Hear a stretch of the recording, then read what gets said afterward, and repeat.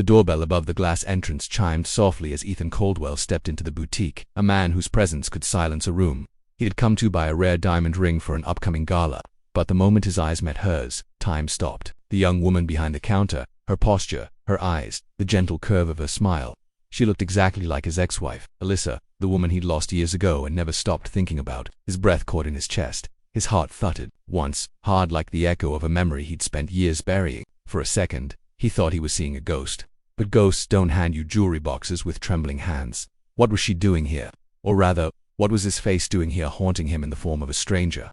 The millionaire, known for his composure and confidence, found himself speechless, frozen in disbelief. And as she looked up at him, offering a polite smile that didn't recognize him, Ethan's world tilted on its axis. Something wasn't right. The timing, the resemblance, the name tag on her uniform that read, "All Alina." Was it a coincidence, or fate trying to say something he wasn't ready to hear? Before we go further, if you believe in kindness, second chances, and the power of love that heals, make sure to like, comment, share, and subscribe to Kind Soul Stories. This story might just remind you how fate can surprise us when we least expect it.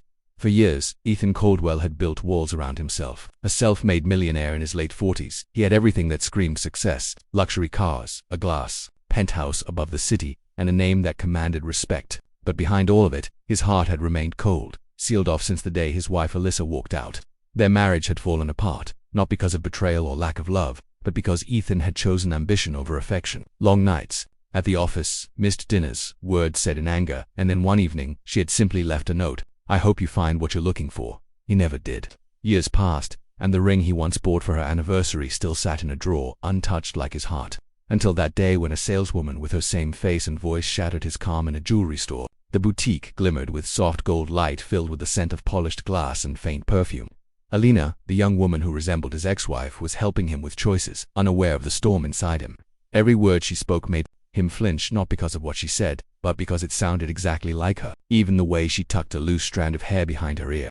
The same gesture Alyssa used to make when she was thinking. He wanted to ask her questions: where she was from, what her story was, if she had someone in her life, but he couldn't. How do you tell a stranger she looks like the woman who broke you and taught you love in the same breath? As Alina showed him a diamond ring, she mentioned it was part of a charity collaboration.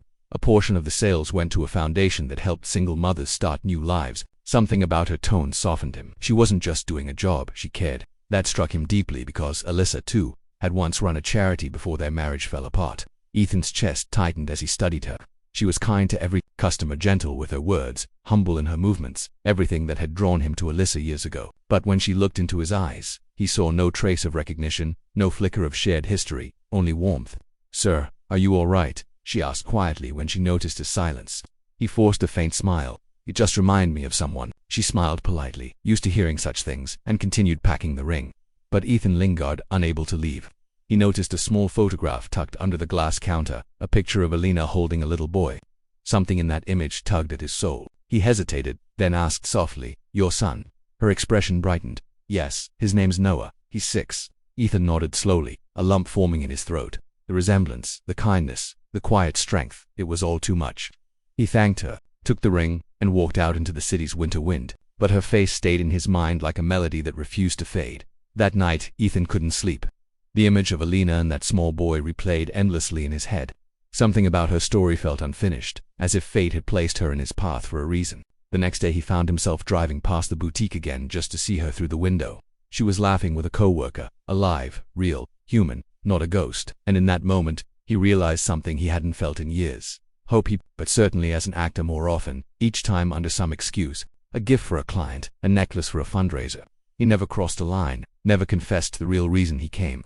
But Alina began to notice. She teased him lightly about being a loyal customer. What she didn't know was that every visit helped Ethan heal a little more. Not because she was Alyssa, but because she wasn't. She was a reminder that kindness, compassion, and second chances still existed in a world that had turned him cold.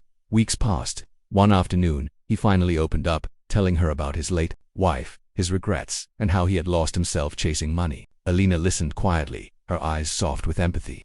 Then, after a pause, she said something that changed everything. "You know," she said gently, "sometimes life takes away what we love most, not to punish us but to make room for something new. Maybe not the same, but still beautiful." Ethan's eyes stung.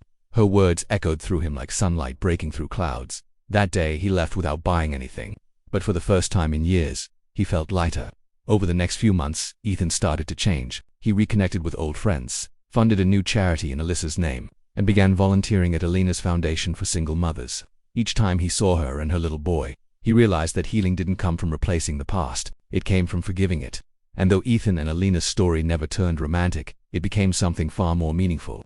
A friendship built on understanding, empathy, and the quiet grace of second chances. If this story touched your heart, please like, share, and subscribe to Kind Soul Stories, because sometimes one small act of compassion can change someone's entire world. And before you go, comment below. Do you believe fate brings people back into our lives for a reason?